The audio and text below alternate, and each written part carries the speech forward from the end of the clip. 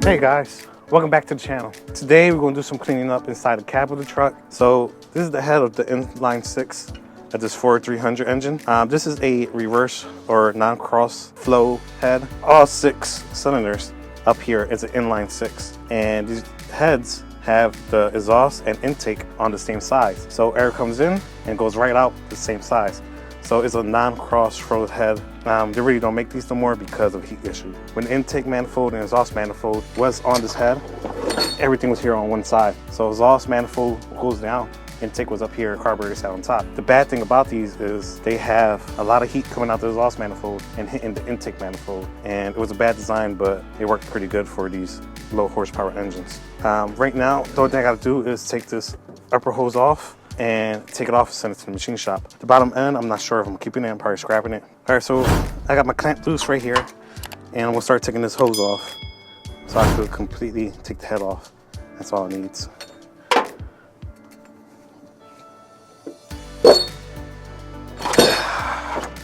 Hells yeah. So the head is off. I keep that radiator hose, it's pretty new. I don't mess it up, so I'm gonna push it to the side. So right now I'm going to just take the head off, it's pretty heavy. And I'm gonna put it in a bag and take it to the machine shop when it's ready to get rebuilt. I might take off this thermostat housing. Thermostat sits in here, and this is the inlet for the engine. But right here and back here has a crack. It was leaking, so I'm going to just replace it anyways. But the new engine is going in, so I could use that part. This is pretty much the head of the engine. You got the 6 spark plugs for the 6 cylinders. You got the intake and exhaust valves. This is pretty much a head cylinder. On normal heads, you have a regular intake on one side and exhaust on another side, but some cylinders are different. Back in the days, they used to have flat heads. Flathead engines was very flat cylinders heads that was basically half the size and a little bit of ports. In different engines, different technology, you have different cylinder heads, different applications. Sometimes you have 2, sometimes you have 1 like this. Some engines come with different size valves, or they might come with more valves than just 2. This is 2 valve per cylinder. Sometimes you have 4. So depending on your application, it might be different for you guys. But if you ever have a cylinder warp like I did, the head would lift from the engine block. It will warp, so it's not completely straight. It will start leaking oil and coolant and getting all into your cylinders, just like my engine did. This is the heavy cylinder head. This is cast iron cylinder heads. Some engines actually come with aluminum heads. This one's not, this one's heavy. Now back to the engine over here. So right here is the inline 6 cylinder push rod engine from Ford. There's no issues inside the cylinder walls. It's rusty because it got some water in it, but it could be cleaned up pretty good.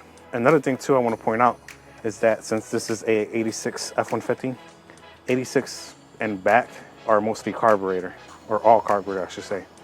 And it comes with 1 barrel carburetor, 1 barrel carburetor intake manifold, and a small little exhaust that all 6 cylinders goes into. But one thing I want to point out is that I have the mechanical fuel pump right here. The mechanical fuel pump rises off the camshaft. There's a little diaphragm in there, and there's a little rod in there, and it pumps gas from the tank in here and pumps it out into the carburetor. I'm taking that out and putting an electric fuel pump in it because I am running a EFI engine, and the EFI engine doesn't have nowhere I can put my mechanical fuel pump at, because EFI fuel injected engines use more pressure and they use an electric pump in the tank, and that's why we're replacing everything. The truck's still going to be carbureted, but with just a small electric fuel pump. So the next step is to clean the engine bay, paint it, clean it up, and then slap the new engine in. So this is my mess. It's all original, except for a couple of things. It's the original seat, original interior, but I spruced it up a little bit. The sun faded dash on top, so I took it out and I spray painted it with bed liner.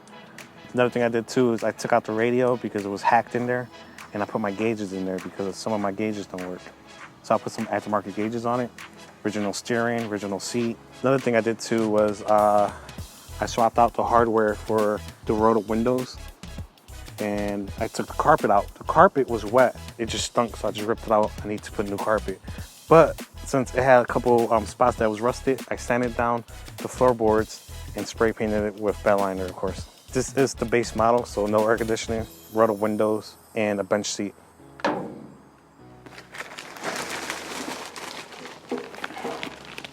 This right here is the new pan and the new gasket from Fet Pro.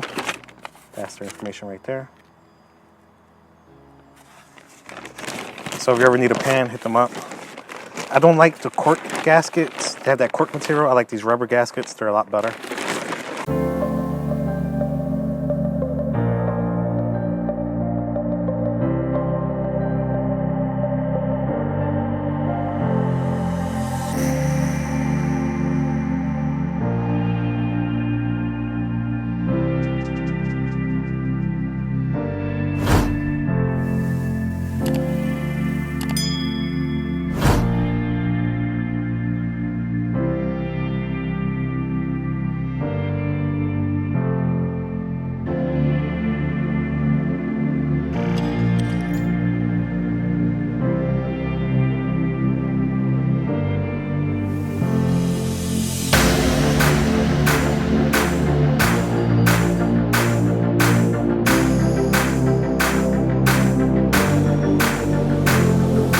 Other than what it was, as you can see, I gotta still vacuum the bottom out, and I got a few issues I want to take care of. I'll put a new carpet in, or used carpet in.